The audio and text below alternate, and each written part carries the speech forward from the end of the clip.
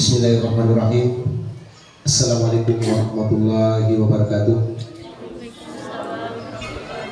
Yang terhormat Bapak Pengawas Wilayah Kecamatan Watapulu yang sudah hadir bersama-sama dengan kita, yang saya hormati Bapak Ibu tenaga pendidikan dan tenaga pendidikan UPT SD Negeri 4 Carawali. Alhamdulillah pada pagi hari ini kita bersama-sama mengikuti kegiatan yaitu PMO level sekolah tingkat UPT SD Negeri 4 Carawali, yaitu penguatan manajemen menuju bina mandiri, unggul dan profesional yang kami laksanakan di sekolah pada tanggal 5 September 2023. Alhamdulillah pada kesempatan ini ada dua topik yang akan kita kaji pada kesempatan ini untuk memberikan penguatan untuk kita semua dalam rangka peningkatan kualitas pembelajaran yang ada di sekolah kita ini. Perlu kami sampaikan kepada Bapak Koordinator Wilayah sekaligus sebagai pengawas kami yang selalu memberikan pembinaan dan bimbingan kepada kita semua di UPT SD Negeri 4 Carawali, bahwa berdasarkan rapor pendidikan tahun 2022 kemarin, bahwa ada hal yang perlu kita genjot untuk meningkatkan kualitas, yaitu dalam dimensi literasi dan numerasi. Dalam hal inilah yang perlu kita tingkatkan kaitannya dengan pembelajaran yang dilakukan oleh teman-teman guru di kelas, sehingga itulah yang menjadi alasan bahwa salah satu masalah yang kami hadapi adalah masih rendahnya numerasi dan literasi dari di UPT SD Negeri 4 Carawali ini. Oleh itu kami akan berusaha bersama dengan teman-teman guru mencari akar masalah yang telah kami temukan. Itu ada beberapa hal yang salah satunya adalah bagaimana proses atau strategi yang dilakukan oleh teman guru di kelas masing-masing, sehingga inilah yang perlu kami tingkatkan dan kami akan genjot supaya mudah-mudahan tahun depan ada peningkatan dalam hal literasi dan numerasi. Itulah sekilas info yang kami sampaikan kepada Bapak Pengawas, bahwa kami kelanjutan daripada sekolah penggerak atau program sekolah penggerak PSP 1 ini, yaitu salah satunya adalah diberikan tanggung jawab oleh kepala sekolah untuk melakukan PMO terhadap teman-teman guru, dan kami awali di bulan Agustus dan September ini, dan PMO berikutnya masih berjalan secara normal setiap atau sekali dalam sebulannya. Dan insya Allah juga setelah PMO ini tetap akan didampingi oleh fasilitator pada kegiatan loka karya. Itu yang perlu kami sampaikan kepada Bapak Pengawas, bahwa insya Allah sampai dengan bulan Juni tahun depan kami dari pihak sekolah melakukan PMO level sekolah. Mudah-mudahan bisa diberikan hidayah, karunia dan ilmu oleh Allah Subhanahu wa Ta'ala, sehingga kita bisa laksanakan dengan penuh rasa tanggung jawab, berjalan lancar sesuai dengan harapan, dan ada output yang kita bisa lihat di akhir kegiatan nanti. Oleh itu, untuk kesempatan ini kami mohon kepada Bapak Pengawas untuk berikan support atau motivasi kepada kita semua, sekaligus petunjuknya dalam kegiatan PMO level sekolah ini, karena mau tak mau pengawas adalah pendamping, adalah pembina di sekolah kami yang selalu berikan motivasi kepada kita semua. Oleh itu, kepada Bapak dengan hormat disilakan. Terima kasih. Bismillahirrahmanirrahim. Assalamualaikum warahmatullahi wabarakatuh.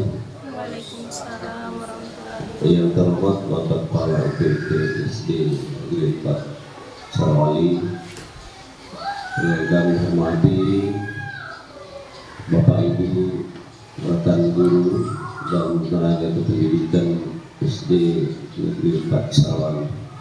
Alhamdulillah pada pagi hari ini kita melakukan suatu pertemuan Yang mana pertemuan ini adalah merupakan satu pertemuan rutin yang harus dilaksanakan oleh sekolah penggerak, yaitu PMO. Bapak Ibu sekalian, mari kita menyanjungkan puji dan syukur kepada Allah Subhanahu wa Ta'ala atas limpahan rahmat yang diberikan kepada kita semua, yang mana pada kesempatan ini kita diberi kesempatan kekuatan iman dalam melaksanakan atau mengembang tugas sehari kita. Begitu juga kami mengirimkan salam dan taslim kepada Nabi Muhammad SAW suatu panutan bagi umat manusia baik di dunia maupun di daerah itu. Bapak Ibu yang saya hormati, tahun ini adalah merupakan tahun ketiga sekolah penggerak, khususnya sekolah kita yaitu SD 4 Carawali sudah masuk ke tahun ketiga. Waktu itu Bapak Ibu sekalian, PMO itu yang harusnya dilaksanakan setiap bulan. Dan ini setiap bulannya juga dilaksanakan atau diberikan bimbingan khusus juga oleh para pelatih kita. Itu pelatih memberikan bimbingan kepada kita semua, biasa dilaksanakan secara menyeluruh atau klasikal dari seluruh sekolah penggerak yang ada di daerah, khususnya di Kabupaten Sidrap. Kita ini di angkatan pertama itu ada 9 sekolah SD. Untuk itu Bapak Ibu sekalian, apa yang telah diberikan oleh para pelatih ahli, maka kita itu harus selalu memperhatikan apa yang akan kita laksanakan dalam setiap bulannya. Nah, untuk itu kalau kita melihat daripada proyek manajemen office atau PMO ini, setiap ada pertemuan kita itu harus melihat tindak lanjut yang ada. Kita mengevaluasi, ya. Kita mengevaluasi apa yang pernah kita lakukan. Nah, seperti tadi disampaikan oleh Pak Kepala Sekolah bahwa di tahun 2022 itu di Sidrap ini khususnya masalah keberhasilan di bidang pendidikan yang paling di bawah itu, yang paling rendah adalah literasi dan numerasi. Nah, ini Bapak Ibu sekalian, pengertian daripada literasi dan numerasi ini masih banyak dulu, masih banyak teman kita di provinsi itu belum paham yang mana sebenarnya itu. Ya. Kalau menurut pemahaman kami bahwa literasi dan numerasi itu sebenarnya kita laksanakan dalam setiap hari. Contoh, Bapak Ibu melihat siswanya di luar, bisa kita arahkan anak kita. Cuma anak sekalian, apa yang ada di depan Anda? Kalau dia melihat sampah, dia untuk sampah itu sudah termasuk itu numerasi. Apalagi kalau di sekolah kita ini banyak yang terpajang, ada semacam di belakang ini ada semacam pokok, ya, gambar pohon itu kalau di dalam kelas, lebih-lebih lagi kalau kita di luar kelas. Nah, hanya saja Bapak Ibu sekalian, dalam pemberian materi dalam pembelajaran itu perlu kita harus melaksanakan kegiatan yang namanya pembelajaran diferensiasi. Ya, kalau kita ke situ, karena ini masih kurang barangkali mengetahui tentang diferensiasi di sekolah lain. Kalau kita kan sudah banyak bergelut dengan hal ini, maka hal itu bisa kita laksanakan secara menyeluruh di sekolah kita ini, khususnya dalam hal kurikulum merdeka. Kurikulum merdeka itu kita bisa memerdekakan siswa, membelajarkan siswa. Itu sering saya sampaikan. Kita guru tidak lagi selalu memberikan ceramah di depan kelas. Kita hanya mengarahkan siswa kita untuk membelajarkan dia. Contohnya kita siswa belajar di dalam kelas, apa yang akan nantinya menjadi pembelajaran, maka itu disesuaikan, bisa di luar kelas. Jadi tidak sama dulu harus di dalam kelas belajar. Tetapi di luar kelas bisa kita laksanakan hal itu.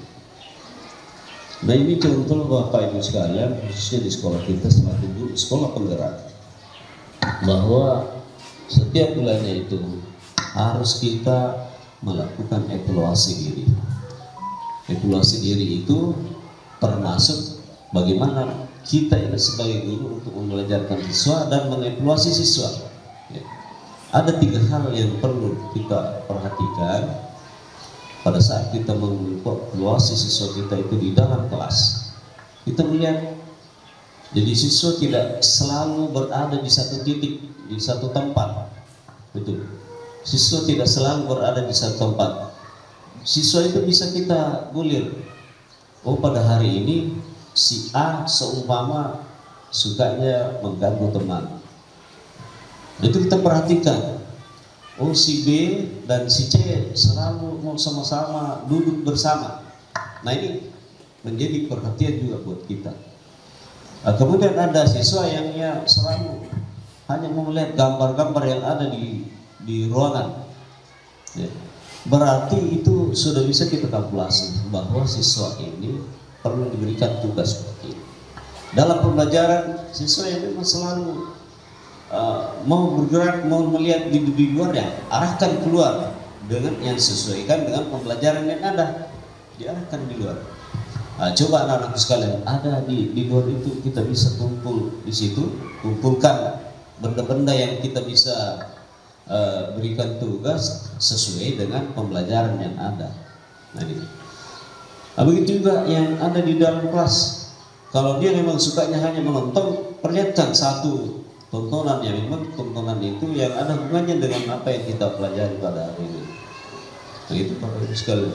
Sekarang kan di media itu sudah banyak, bahkan siswa itu sudah memiliki, ada yang memiliki laptop. Bisa di situ satu kelompok. Apalagi kalau siswa hanya berkisar 20 orang dalam satu kelas, terlebih lagi kalau kurang dari itu ya bisa kita atur. Nah ini pengalaman Bapak Ibu sekalian. Saya sering mengatakan begini, waktu saya selaku guru, ya, pada guru kelas di beberapa sekolah yang pernah saya tempati, siswa itu saya bagi 3 ya. Ini mungkin sudah mengarah ke diferensiasi, tapi istilah itu belum muncul waktu itu. Tapi saya lakukan, saya bagi 3. Yang pertama saya lakukan, saya bagi 4 itu, saya beli triplex itu saya bagi 4. Nah kemudian 4 ini kami bagi 3 di satu sekolah, kelas. Jadi yang memang tidak bisa, saya katakan itu kurang, kemudian ada yang sedang, kemudian ada yang memang sudah dianggap cerdas. Nah ini sekali saya bagi 3 Bapak Ibu sekalian. Kemudian kita manfaatkan juga yang namanya siswa yang bisa mengajar kepada teman-teman. Apa namanya itu? Ya. Siswa yang bisa mengajar temannya biasa disebut apa? Ya, ya tutor sebaya. Itu bisa kita manfaatkan, Bu. Jadi kita tidak tidak mengajar, tapi siswa kita ini kita manfaatkan untuk mengajar temannya yang memang belum. Jadi yang memang sudah bisa ini kita arahkan ke yang kurang. Nah begitu juga yang lainnya. Nah ini Bapak Ibu sekalian, kalau kita melihat dari apa yang ada sekarang, itu sebenarnya yang sudah terlaksana yang dulu, tapi hanya kita bisa mengembangkan cara mengajar, cara memberikan pembelajaran kepada siswa. Jadi saya dulu kalau mengajar tidak terlalu ini, tapi ya begitulah. Sehingga siswa kita itu bisa berprestasi dalam satu akademik, pendidikan akademik. Terus sekarang ini tidak di situ lagi. Kita mengharapkan siswa banyak, ya, banyak siswa kita itu bagaimana pola sikapnya, ya, pola sikapnya, karakternya itu yang perlu kita perhatikan. Kalau sudah selesai tamat SD, ya nanti di SMP itu akan lebih lagi diperhatikan oleh teman-teman kita yang mengajar di SMP atau level kelas 7, 8, 9. Nah ini Bapak Ibu sekalian, Kalau dulu kita guru sering ya ditimpa yang namanya masalah. Ya, masalah itu terkadang masalah dari siswa itu sendiri, kemudian biasa dari guru, dari orang tua, ya, biasa ada yang mencampur urusan yang ada di sekarang ini. Bapak Ibu sekalian, contoh memberikan hukuman kepada siswa itu tidak lagi seperti dulu. Kalau dulu memberikan hukuman ya secara fisik boleh, sekarang tidak bisa lagi. Hanya kita bagaimana memberikan pembimbingan atau pembinaan kepada siswa kita itu sehingga pola sikapnya atau karakternya bisa berubah, ya, bisa berubah ke arah yang lebih baik. Nah, ini sudah kita di 3 tahun, ya, kita masuk di tahun ketiga sekolah penggerak, berarti kita sudah berada menuju puncak, ya, puncak yang namanya sekolah penggerak. Menuju puncak itu jangan sampai kita berada di puncak sehingga kita jatuh ke dasar. Bagaimana kita bisa memberikan pembimbingan atau pembelajaran kepada siswa kita untuk tetap ya, lebih baik dibanding dengan hari-hari sebelumnya. Saya itu sering menjual sengaja sekolah kita ini. Saya sering menjual di mana-mana, bahwa coba perhatikan di sana di SD 4 Carwali siswanya tidak terlalu banyak, tidak banyak, ya tidak lebih dari 100. Ya, malah kurang dari 100. Saya berikan contoh di tempat yang lain. Kalau kita di SD 4 Carwali tidak pernah saya masuk di situ ada sampah yang saya lihat. Karena kenapa? Ini sudah anak kita sudah terbiasa dibimbing oleh guru untuk memasuki pekarangan sekolah. Kalau melihat sampah anak sekalian, ya, harus dipungut. Apa istilahnya dulu itu? Ya. Lihat sampah. Ya bisa, ya itu. Ini kan tahun pertama kita di situ. Ya, ada namanya bisa. Ya.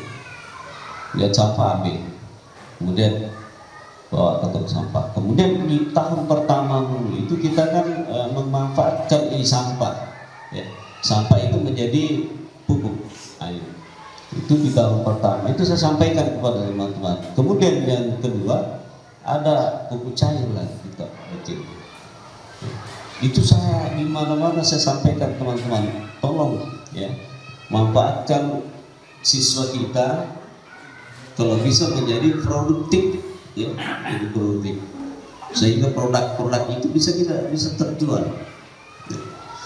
Di tahun kedua, kemudian tahun ketiga ini kita mau bagaimana supaya akademik itu bisa nampak, akademik bisa nampak di sekolah kita. Nah ini Bapak Ibu sekalian tergantung dari Bapak Ibu. Ya, bagaimana kita ini betul-betul melaksanakan kegiatan. Coba Bapak Ibu sekalian, di antara 24 sekolah di Matapu hanya 2 yang bisa masuk menjadi sekolah penggerak. Ada yang berapa kali, 2 kali barangkali yang mendaftar, tapi belum juga masuk Bapak Ibu sekalian. Itu tergantung dari pimpinan, dalam hal ini kepala sekolah. Kepala sekolah ada kemauan, kemudian dia juga bisa, dia cermat untuk melihat itu sehingga sekolah kita bisa menjadi sekolah penggerak. Nah ini Bapak Ibu sekalian. Atau hanya yang kedua ini yang saya mau, bagaimana supaya semua guru bisa menjadi guru penggerak. Guru penggerak. Kenapa? Kan kita menuju ke situ semua. Jadi bukan berarti kita menjadi guru penggerak hanya untuk menjadi satu tujuan. Ya. Tujuan, karena saya lihat itu ada yang punya tujuan hanya ingin menjadi kepala sekolah. Ya. Tapi ada juga guru penggerak tidak mau jadi kepala sekolah. Hanya dia mau bagaimana di sekolah itu bisa punya peluang untuk melakukan kegiatan pembelajaran di sekolahnya. Sehingga ada yang menyatakan tidak mau jadi kepala sekolah, Pak. Saya hanya mau menjadi guru penggerak, itu hanya saya ingin ilmunya dan saya ingin tularkan kepada anak didik saya.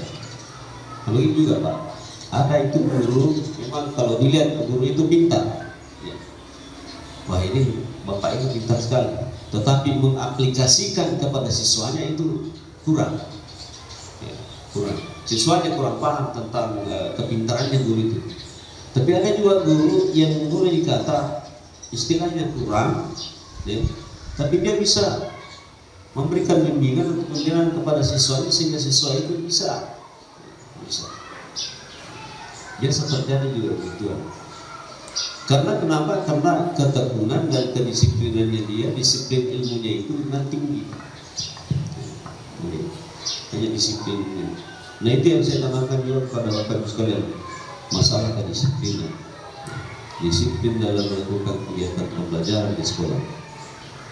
Sehingga yang terjadi itu tidak ada yang terjadi sama dengan di tempat atau sekolah-sekolah yang lain. Nah ini Bapak Ibu sekalian yang perlu saya sampaikan. Karena tahun ini adalah tahun ketiga, berarti setelah tahun ketiga itu kita sudah mandiri. Kita sudah mandiri. Bagaimana sekolah kita ini supaya tetap ya berada di level orang mengatakan bahwa sekolah itu adalah sekolah penggerak. Kita harus nampakkan satu. Kemarin di kegiatan perayaan 17 itu nampak sekali bahwa sekolah penggerak berada di posisi seperti ini. Nampak ada prestasi-prestasi yang dilakukan, terutama di sekolah kita dengan SD yang sekolah penggerak yang lain.